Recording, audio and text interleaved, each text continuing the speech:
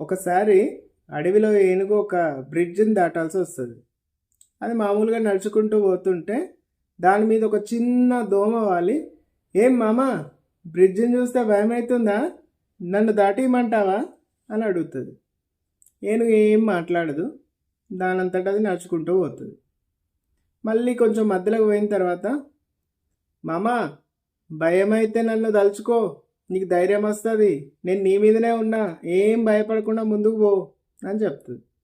అప్పుడు కూడా ఏనుగు ఏం మాట్లాడకుండా ముందుకు పోతుంది. బ్రిడ్జ్ మొత్తం దాటిన తర్వాత, అమ్మయ్యా, నేనున్నా కాబట్టి నువ్వు ఇంత ధైర్యంగా బ్రిడ్జ్ దాటినావు, లేకపోతే ఏమైపోదు అని అంటుంది. అప్పుడు కూడా ఏనుగు ఏం మాట్లాడదు, దాటేసి వెళ్ళిపోతుంది. నిజానికి ఆ ఏనుగుకి దోమ అరిచే అరుపులు ఏం వినబడలేదు. మీరు కూడా ఏనుగులు లాంటి వాళ్ళు.